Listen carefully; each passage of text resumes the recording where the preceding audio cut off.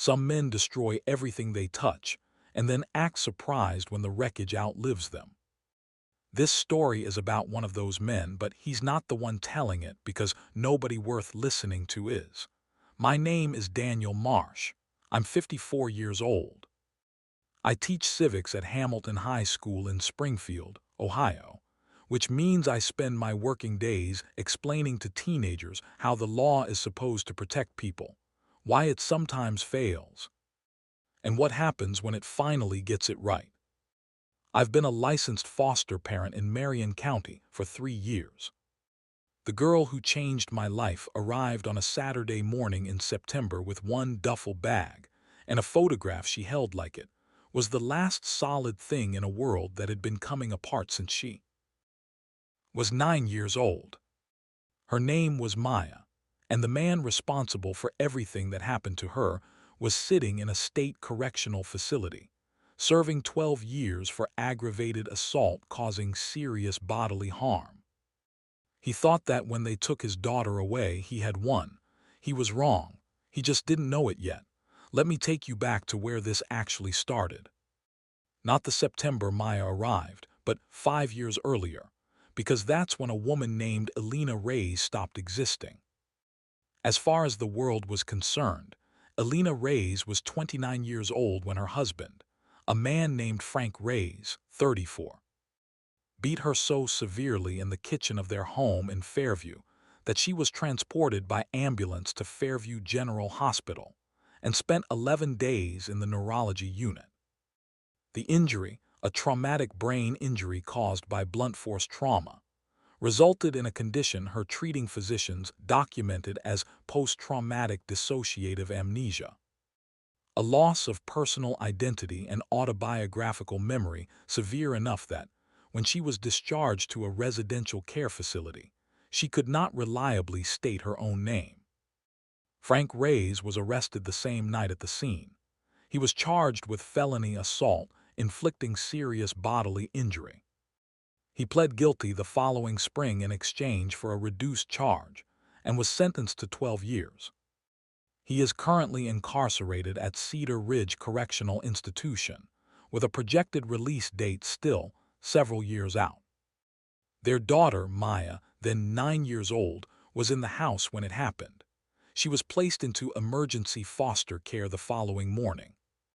Maya had been in the system for 5 years by the time her file landed on my kitchen table. The caseworker who brought it was Carol Hayes, late 40s, practical shoes.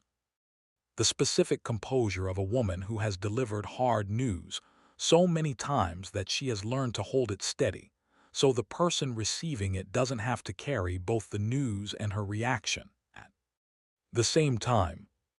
Carol placed the folder on my table and let me open it at my own pace. The photograph clipped to the file stopped me cold. A color print worn soft at the corners from years of handling, the kind of wear that comes from being carried, not stored. It showed a young woman with warm brown eyes and natural hair pinned loosely to one side, standing in front of what looked like a park fence on a bright summer afternoon, holding a small girl on her hip. The woman was laughing at something outside the frame. The little girl, Maya, at 3 or 4 years old, was looking not at the camera but at her mother. The way children look at the person who is their whole world. She carries it everywhere, Carol told me. Every placement, it's the first thing she unpacks and the last thing she touches before she sleeps. What happened to her mother? Carol was quiet for a moment. Elena Reyes sustained a traumatic brain injury as a result of domestic violence. She was placed in a long-term residential care facility after her hospital discharge. She has a documented dissociative condition. She lost her identity, her memory. For a significant period, she could not remember her own name, let alone her daughter. And the father, incarcerated, guilty plea. 12-year sentence. So Maya lost both parents the same night. Carol looked at me. Yes. That's exactly what happened. I looked at the photograph for another moment, then at the file, at 5 years of placements, school transfers, case reviews. When can she come? Maya arrived at my house on Birchwood Lane in Springfield's Oakdale neighborhood on a Saturday morning in mid-September. She stepped out of Carroll's county vehicle in a gray hoodie that was doing double duty as clothing and armor, carried her duffel to the porch, and shook my hand with the grip of someone who had learned that first impressions and foster placements were data, useful, not warm. She was 14, and she had the eyes of someone who had been reading Rooms for Survival since she was 9. I showed her the spare bedroom. Clean sheets, a bookshelf, a window facing the backyard and the tree line beyond it. I left the door open because that was the detail that mattered most, not the lamp or the books, but the open door that said, "This space is yours, not mine." She unpacked in under 10 minutes. The photograph went on the nightstand, propped against the base of the lamp, angled toward the room, not tucked away watching over things. The first week was a quiet negotiation. She followed every rule without being asked, ate every meal I made, cleared her dishes, thanked me in the practiced way of a kid who had learned that gratitude was a transaction that extended placements. I didn't push conversation. I asked practical questions. She answered in complete sentences. We were both being careful with each other, and that was fine. Careful is how you build something that lasts. What she gave real attention to was the civics textbook I had left on the kitchen counter, the one I used for my 11th grade class. I'd set it there because I'd been reviewing the chapter order. She picked it up one evening while I made dinner, flipped to the section on due process, and read for 45 minutes without moving. It says the government can't take life, liberty, or property without due process, she said, looking up from the page. But it doesn't say anything about what happens when the person taking those things isn't the government. I stopped stirring. You're right, it doesn't. So what do you do then? I didn't know in that moment that she wasn't asking a hypothetical question. She was asking from inside the answer. Sometimes you wait for the law to catch up. And sometimes it does. She closed the textbook, put it back on the counter exactly where she'd found it, and walked to the table for dinner without another word. 3 weeks after Maya arrived, my brother came for dinner. His name is Marcus Bell, 51 years old, a licensed professional counselor in private practice on Maple Street in downtown Springfield. Before his private practice, he spent 7 years doing contract work with the county's youth outreach program, part of which involved weekly sessions at a women's residential support facility in the neighboring town of Clearwater. Marcus and I have dinner every few weeks. He brings wine, I cook, we talk about things that matter and a few that don't. That evening I made pasta. Maya ate with us and was, as usual, quiet but present. She'd begun to occupy the same space without needing it to mean anything, which was progress she wasn't tracking, but I was. After dinner, she excused herself to do homework. Marcus and I moved to the front porch with coffee. About 20 minutes in, the screen door opened. Maya stood in the doorway, the photograph in her hand, not clutched, just held, like she'd picked it up without planning to bring it outside. "Can I show you something?" "Of course." She stepped onto the porch and held out the photograph. I looked at it properly for the first time. The laughing woman, the summer light, little Maya on her hip, eyes only for her mother. "That's my mom," Maya said. "Her name is Elena. She's been gone since I was 9. She looked at me. "She's beautiful," I told her. "You look just like her." Something crossed her face, fast, unguarded, there and gone. "Do you think she's still out there somewhere?" I thought about that before answering. I think the world is smaller than it looks sometimes. And people who are lost sometimes get found.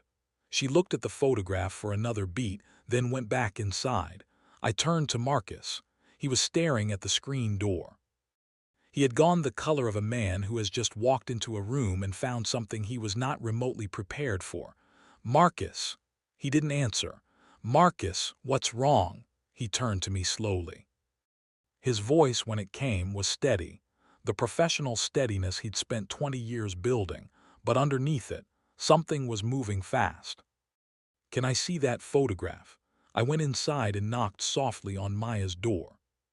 She handed over the photograph without hesitation, which told me the 3 weeks had meant something, even if she wouldn't have said so. I brought it back to the porch and gave it to Marcus. He took it in both hands, held it toward the porch light, his jaw set in the way it sets when he is processing something he cannot yet speak. Where did Carol say Alina was from? Fairview. Her name is Alina Reyes. She went missing 5 years ago. That's how the missing persons file reads it. Her husband put her in the hospital that night. Traumatic brain injury. He pled guilty, got 12 years. But Alina, after the hospital discharged her, she disappeared into the system. It was flagged as a missing person case but never resolved. Nobody knew where she ended up. Marcus set the photograph very carefully on the porch railing between us. He leaned forward, his voice dropping into the careful, measured register he used when something needed to be said precisely and within limits. When I was doing county contract work, I spent nearly 2 years working Thursday mornings at a women's residential care facility in Clearwater. There was a woman I worked with for most of that time. She came in without any identification. She had no memory of who she was. The staff gave her a working name because she couldn't provide one. She had injuries consistent with significant trauma documented by the ER. And over the time I worked with her, memory began to return in pieces, fragments, a little girl. A name she couldn't quite reach. He stopped, set the photograph back on the railing between us. "Daniel, I cannot tell you her name. I cannot tell you the details of her case. What I can tell you is that the woman in that photograph, that smile, I sat across a table from her every Thursday morning for almost 2 years. Everything on that porch went completely still. My chest had gone cold. Are you certain? No, not from a photograph in porch light, but close enough that I can't sit here and not say it." His eyes were steady on mine. "We need to find out." Tomorrow, I looked at the screen door. On the other side of it, a 14-year-old girl was doing her homework with a worn photograph on her nightstand and a question she'd been carrying for 5 years. Is she still out there somewhere? Tomorrow, I didn't sleep. Not because the possibility felt unlikely. It didn't. The geography alone was staggering in its cruelty. Alina Reyes documented missing in one county. Found less than 20 miles away in another. Admitted to a care facility under a name she couldn't give them because the man who had put her there had taken her memory along with everything else. 2 counties, 2 separate record systems, no automatic cross-reference, no alert that triggered. No mechanism that connected a missing persons case in Fairview to an unidentified trauma patient in Clearwater. Frank Reyes had hit his wife hard enough to erase her identity, and the system's gaps had finished the job without even knowing it. I lay in the dark and thought about that man in his prison cell. I thought about the fact that his sentence, 12 years, guilty plea, meant he had believed he was managing the damage. Plead it down, serve the time, come out the other side, and what was left? A daughter in the system, a wife who didn't even know her own name, a clean slate by his arithmetic. His arithmetic was wrong. He just didn't know the mistake yet. At 6:30 in the morning, I was at the kitchen table. At 7, Marcus called. His voice was already in work mode, careful, structured, the professional container he used when the situation required precision over feeling. "I can't go to the recovery center and name a patient. Privacy law applies regardless of circumstance. What I can do is call Dr. Susan Wren. She's been the clinical director there for 6 years. I know her professionally. I can describe the situation without identifying anyone, ask her to initiate an internal conversation. And if it's her, then we do this correctly." Carol Hayes gets called. The county's missing persons unit gets the connection they've been missing for 5 years. Nobody does anything fast or dramatic. Because fast and dramatic in a situation involving a traumatic brain injury survivor and a child who's been in foster care for 5 years causes damage that takes years to undo. I understand. And, Daniel, do not tell Maya. Not one word. Not until we have something confirmed and verified and properly scaffolded. If this falls apart before it's real, the damage to her will be. I know. I won't say anything. I hung up and walked down the hall. Maya's door was open. She was already dressed, sitting at her desk with the civics textbook open, the due process chapter again. The photograph was on the nightstand. Same angle, same watch.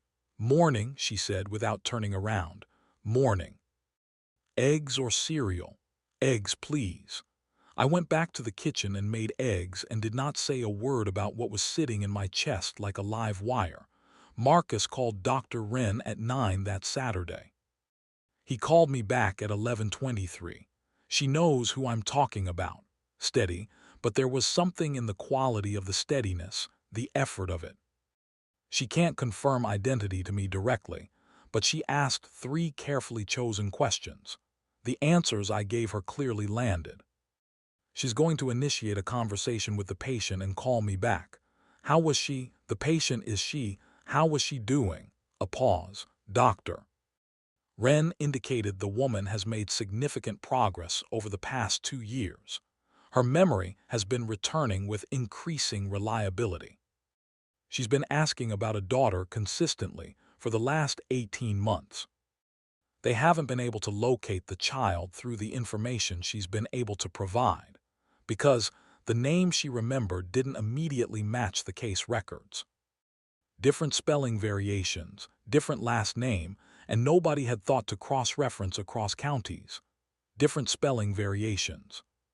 5 years of a little girl sleeping with a photograph on her nightstand, less than 20 miles away from a woman who was asking about her. And the gap between them was a spelling variation in a database. How long until Dr. Wren calls back? End of day, Marcus said. She'll call me. I thanked him and went back to the kitchen, where Maya was now at the counter reading a library book about the Apollo 13 mission. She'd checked it out that week and was on her second read-through. They used the lunar module as a lifeboat, she said, keeping her eyes on the page. 3 astronauts only designed for 2.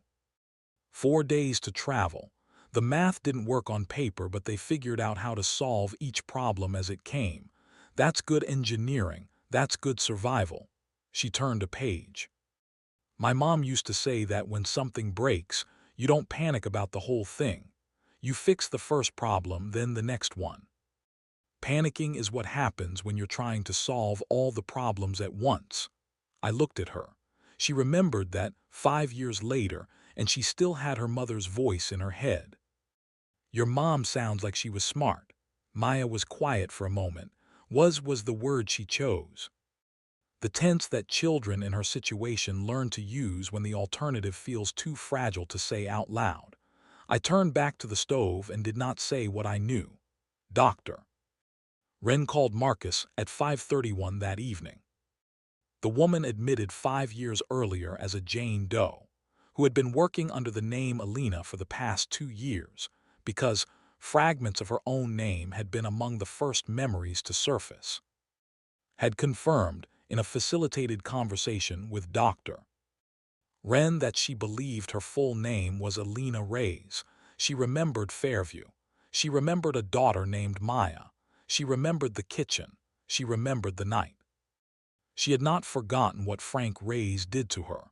That memory, it turned out, had never fully left. It had just been buried under everything else he had taken.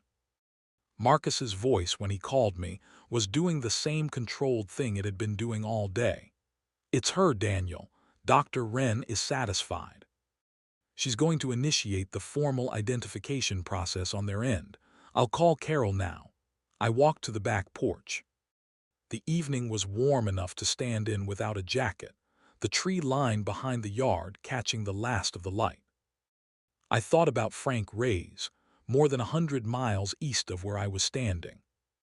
I thought about him on the night it happened, standing in that kitchen, believing that what he had done would define the rest of the story, that Alina would be lost, that Maya would be absorbed into a system and forgotten, that the damage would hold. He had been sitting in that cell for 5 years while his daughter built herself into someone extraordinary, and his wife fought her way back from something that would have ended most people. And he didn't know any of it. He thought he had won. He thought it was over. It wasn't over, it was just getting started. I called Carol. She arrived at my house the following Wednesday evening, with Marcus beside her and a file on the table and the careful, level face of a woman about to deliver the most significant news of a child's life. I picked Maya up from school at 3:15. Normal drive, normal conversation. She was telling me about a disagreement between two of her teachers, narrated with the precise comedic timing of someone who had been observing adult dysfunction long enough to develop an appreciation for it. She saw Carol's car in the driveway before we turned off the engine. "Who's here?" "Carol and Marcus." I turned off the car and looked at her. "We need to talk to you about something important before we go in. Nobody is in trouble. Nothing bad is happening." "Okay." She looked at the driveway, reading the calculation. "Okay." Carol didn't pad it. That was the right call. Maya was not a child who needed soft landings. She needed truth, delivered clearly by someone who respected her enough not to dress it up. "I have news about your mother, about Alina." The kitchen was completely still.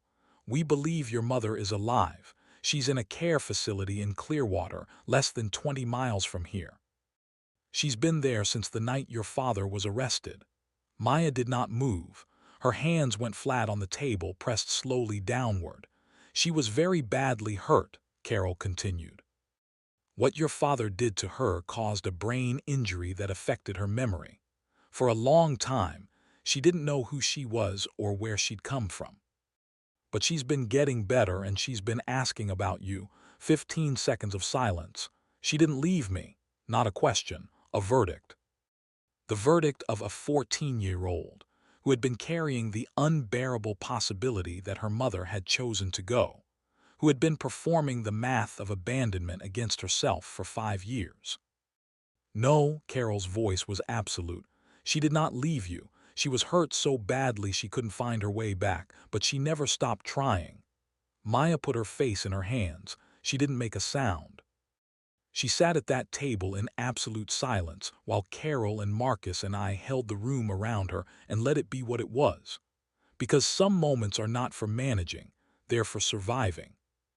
And she was surviving this one the same way she had survived every other one, with more grace than anyone had a right to expect. When she looked up, her eyes were wet and her voice was back under control. "He put her there." Not a question either. "Yes," Carol said, "your father did this. What happened to your mother was a direct result of what he did to her that night. He is in prison. He has been for years."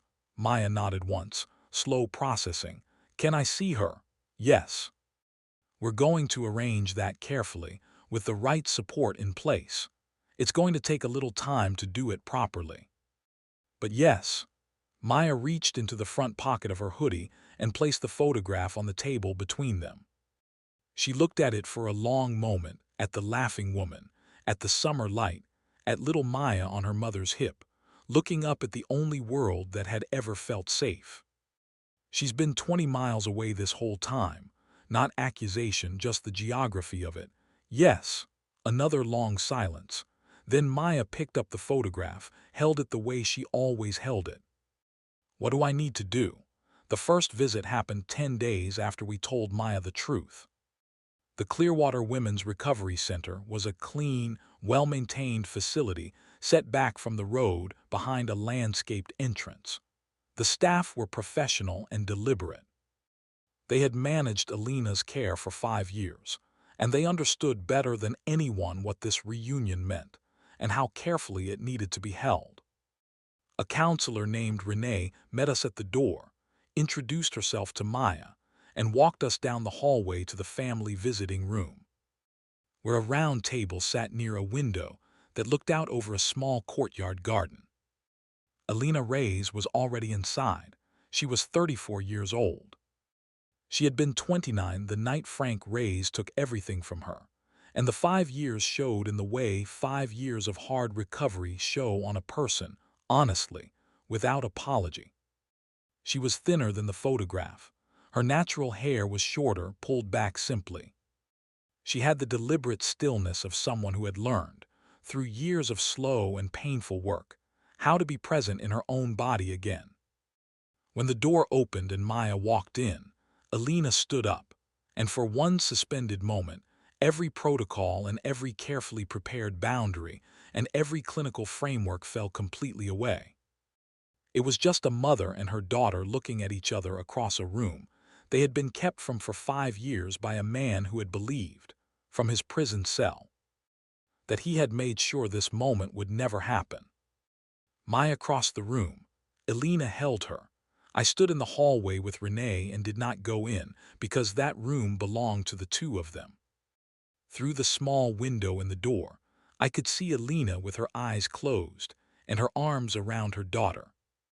Her whole posture doing the thing a person's posture does when they are finally holding what they have been reaching toward for so long that reaching had become the only thing they knew how to do. Renee looked at me. "You doing okay?" "Working on it," she nodded. She'd seen this before. She understood that sometimes the people in the hallway need a moment too. I want to be direct about something here, because this story is about consequences. And the consequence at the center of it is not loud or dramatic. It doesn't arrive with a confrontation or a courtroom scene. It arrives quietly in a family visiting room on a Saturday morning. Frank Reyes beat his wife so badly that she lost herself. He did it in front of his daughter. He went to prison. And while he was there, serving out his sentence, his wife fought her way back from a brain injury that would have ended most people. His daughter was raised by a stranger who treated her better than Frank Reyes ever had. And the two of them, Alina and Maya, found each other less than 20 miles apart through a photograph that a little girl had carried every single day for 5 years. Frank Reyes thought he had destroyed two people. What he actually did was set in motion the chain of events that built a life without him that was better than anything he could have offered with him. That is the consequence. Not a phone call, not a letter, not a visit. Just a life full, healing, growing that he will never be part of. A woman who recovered. A daughter who thrived. A family that formed without him and despite him, while he's still sitting in a cell. By the time he's released, Maya will be a grown woman. Alina will have had years of her life on her own terms. Years he will never be part of, never be invited into, never be able to touch. I hope he thinks about that. The visits between Maya and Alina continued every other Saturday through the fall and into winter. Renee was present for the first 4. By December, Maya and Alina were meeting without a counselor in the room, which Dr. Wren said was a meaningful benchmark.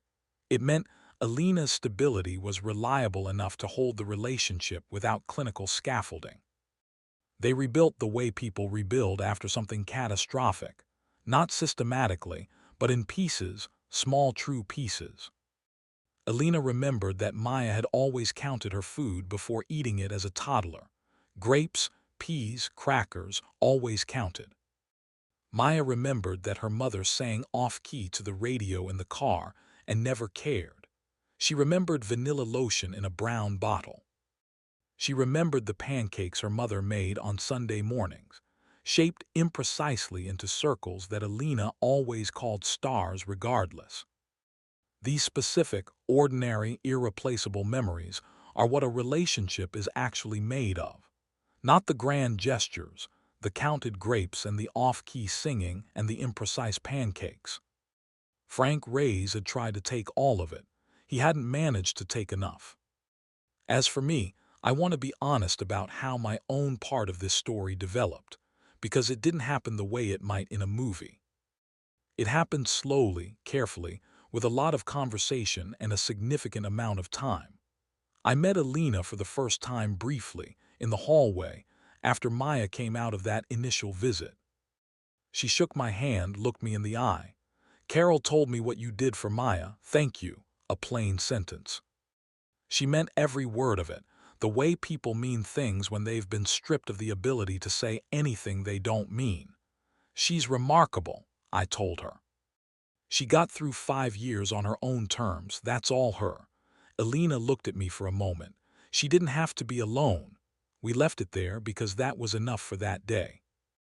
Over the following months, as Maya's visits became Maya and Daniel's visits, and then occasional dinners at the facility's family space, and eventually, once Alina's treatment team approved supervised outings, afternoons at parks and coffee shops, the kind of ordinary places that feel extraordinary when you've been denied them for 5 years, I got to know Alina Reyes.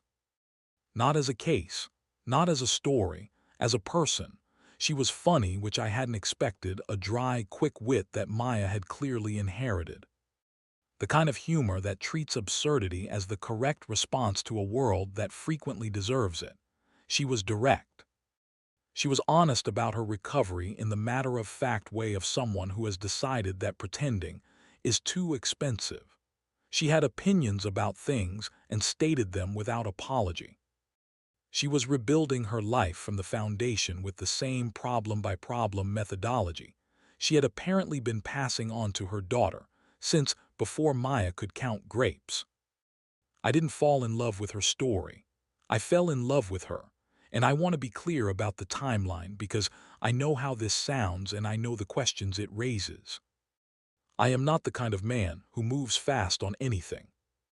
I was not going to introduce complexity into a recovery that was still finding its footing, or into a relationship between a mother and daughter that needed every available square inch of space. Marcus and I talked about it extensively. Dr. Wren was transparent with me about what Alina's treatment team would and would not support at various stages. Carol weighed in on what would and would not be appropriate relative to Maya's placement. It took time. It was supposed to take time. Alina moved into a supported independent living apartment in Clearwater the following January, under the ongoing care of Dr. Wren's outreach team. She had a job, part-time administrative work at a medical billing office that she had started that fall and was, according to her own account, excellent at, which nobody who had met her was surprised to hear. Maya's case was reviewed the following February. The formal reunification process, supervised, structured, measured, began that month, with a projected timeline of 12 to 18 months before Maya could transition back to living with her mother. Carol managed the process with the same careful precision she brought to everything. On the evening of Maya's 16th birthday, Alina came to my house on Birchwood Lane for the first time. Marcus was there. Carol came by for the first hour.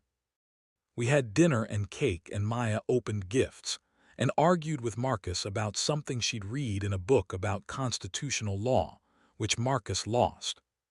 Because Maya is better at it than he is, and always has been. At some point after dinner, Alina and I were in the kitchen while the others were in the living room. She was helping me stack dishes without being asked, and she spoke without preamble, the way she always did. "I want you to know that whatever happens next, I know what you gave her. You gave her years of someone showing up. I can't." She stopped, set a plate down, picked it back up.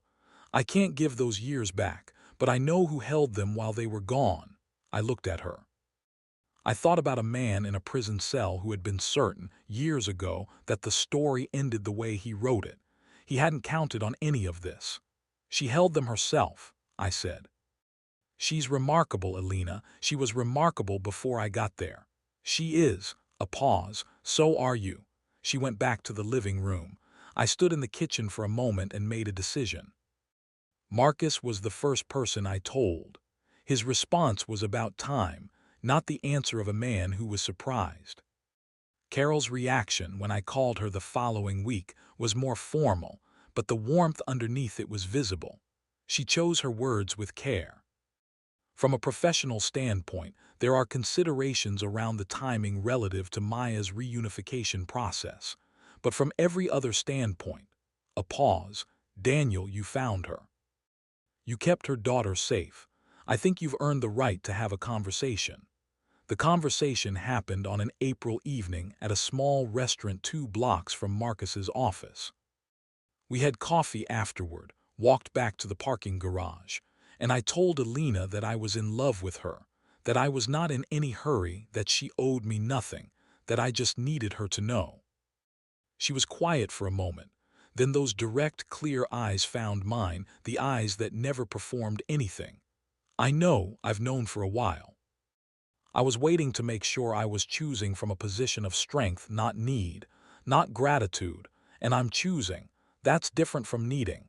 That's different from needing. From a woman who had spent 5 years fighting to be herself again, to know her own mind, trust her own judgment, stand on her own ground. Those words were the clearest possible declaration of what she had become. We were married that October, a small ceremony. Maya stood beside her mother. Marcus stood beside me. The officiant was a county magistrate who had a good face for occasions that meant something. We didn't do it big or loud. We did it real. Here is where things stand as I finish telling this. Maya is 16, in 10th grade at Hamilton High, which means she walks through the same building where I teach without being in my class, an arrangement we have both agreed benefits everyone. She is on the debate team, and is, according to her coach, the most prepared and most dangerous debater he has coached in over a decade, which tracks completely. She is in the early stages of the reunification process that will, within the next year, allow her to move back in with her mother. Alina Marsh, she took my name, her choice, stated without drama, is 36 years old. She goes to weekly outpatient sessions with Dr. Wren's team. She works 4 days a week at the billing office and is apparently faster than the software. She sings off-key in the car. She makes pancakes on Sunday mornings that she still insists on calling stars, even though Maya, at 16, points out that they are clearly circles. She is the most deliberate and clear-eyed person I have ever known. And I have known her from the position of someone who watched her build herself back from something that would have ended most people. I am in awe of her every single day. Frank Reyes is still at Cedar Ridge Correctional Institution. His release is still years away. Maya will be a grown woman by then. Alina will have had years more of a life that he has no part of. I will have been married to her for years by that point, and I will, if things go the way I expect them to, have helped raise his daughter into the kind of woman who argues constitutional law for fun and makes her own decisions about who deserves her time. He has missed everything. He will continue to miss everything. That is not a threat, not a warning, not a letter anyone is sending him. It is simply the arithmetic of what happens when you try to destroy people who refuse to stay destroyed. I teach civics.